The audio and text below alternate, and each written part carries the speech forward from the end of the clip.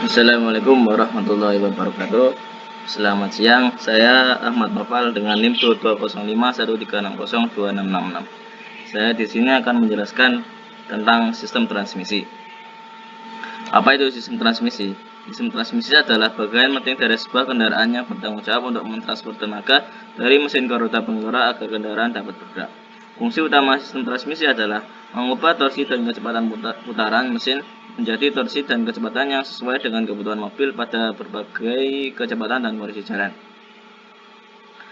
Selanjutnya ada fungsi sistem transmisi. Yang pertama untuk meneruskan tenaga yang dihasilkan mesin dari kopling ke poros propeller. Yang kedua menciptakan momen yang dihasilkan mesin menyesuaikan kebutuhan baik itu dari segi beban dan kondisi jalan. Yang ketiga membuat kendaraan dengan roda 4 atau lebih dapat berjalan mundur. Yang keempat memungkinkan kendaraan berada di posisi berhenti meskipun mesin masih menyala. Baik itu mobil manual dan otomatis memiliki transmisi yang berbeda. Perbedaannya terletak pada bagaimana cara perpindahan gigi atau transmisi dilakukan.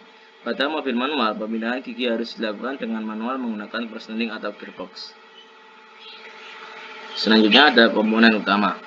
Yang pertama ada main gear. Komponen ini berada di main shaft yang memiliki perantara bearing. Jumlahnya sendiri menyesuaikan tingkat kecepatan yang dimiliki oleh transmisi. Fungsi dari main gear adalah membuat tingkat kecepatan gear rasio dan counter gear sesuai. Yang kedua counter gear. Komponen kedua adalah beberapa gear yang dijadikan satu dan jumlahnya juga menyesuaikan tingkat kecepatan. Fungsi utamanya adalah untuk memindahkan putaran dari main drive gear atau input shaft ke main gear dan menciptakan gear ratio. Yang ketiga input shaft. Letaknya menjadi satu dengan main drive yang fungsinya adalah untuk memindahkan putaran dari clutch ke arah counter gear. Yang keempat ada main shaft. Fungsi dari komponen ini adalah untuk output transmisi dan pemasangan main gear serta hub set. Komponen ini dapat berputar bebas bersamaan dengan input shaft karena dihubungkan dengan bearing. Yang kelima reverse idle gear shaft. Gear yang satu ini memiliki fungsi sebagai penghubung antara main reverse gear dan counter gear. Tujuannya agar putaran dari main reverse gear dapat berlawanan dari input shaft. Yang keenam, interlock system. Komponen utama terakhir ini berfungsi untuk menguji transmisi agar hanya ada satu gear yang masuk sesuai dengan tingkat kecepatan. Karena gear rasio dari masing-masing main gear berbeda. Yang ketujuh, tuas transmisi.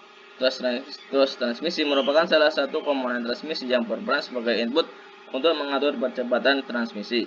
Sistem kerjanya sangat sederhana karena hanya bergerak naik turun. Yang kedelapan ada selektor arm.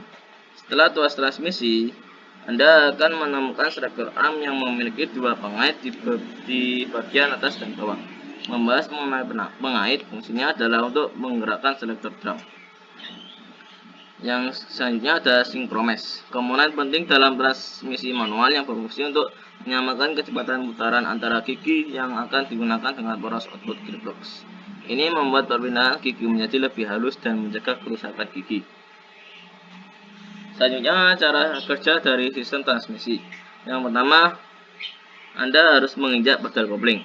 Saat pedal kopling diinjak, maka hubungan antara mesin dan roda gigi transmisi akan terputus. Setelah menginjak pedal kopling, selanjutnya memindahkan tuas portioning. Saat pedal kopling diinjak, tuas portioning dapat dipindahkan ke gigi yang diinginkan.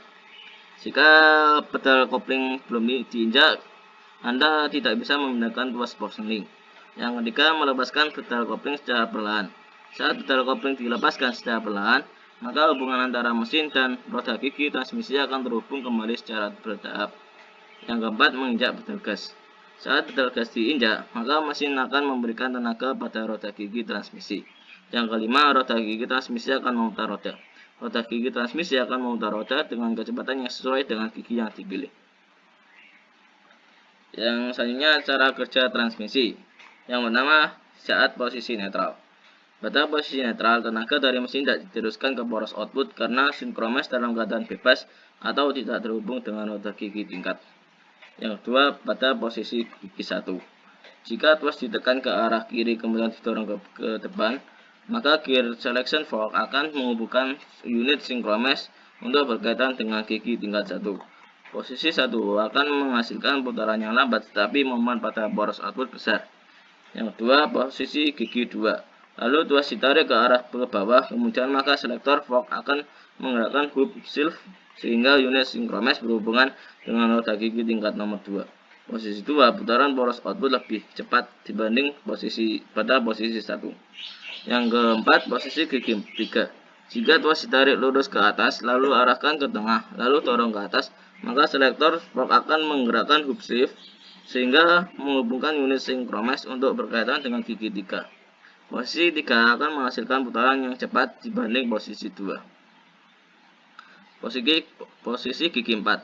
Tuas ditarik lurus ke bawah, maka selektor fork akan menggerakkan hub shift sehingga unit sinkromes berhubungan dengan roda gigi nomor 4. Pada posisi 4, putaran poros output lebih cepat dibanding pada posisi 3. Yang keenam, posisi gigi 5. Jika tuas didorong ke atas, kemudian posisi tengah lalu geser ke kanan lalu dorong ke atas, maka gear selection fork akan menghubungkan unit sinkromes untuk berkaitan dengan gigi tingkat 5. Posisi 5, putaran poros output lebih cepat dibanding pada posisi 4. Selanjutnya posisi gigi R. Tuas ditekan ke arah ke bawah kemudian ditarik ke belakang, maka akan menggerakkan gear selection fork sehingga unit sinkromes berhubungan dengan roda gigi R. Antara roda gigi R dan roda gigi pembanding dipasangkan roda gigi idle atau idle gear yang menyebabkan putaran poros input berlawanan arah dengan poros output. Ketika kendaraan dalam kecepatan maju dalam gigi 5, transmisi dirancang untuk mencegah perpindahan langsung ke gigi mundur tanpa melalui proses pengoperasian kopling terlebih dahulu. Hal ini bertujuan untuk menghindari kerusakan pada transmisi dan menjaga keamanan pengemudi serta kendaraan. Sekian presentasi dari saya. Bila ada salah kata, saya meminta maaf sebesar-besarnya. Terima kasih. Wassalamualaikum warahmatullahi wabarakatuh.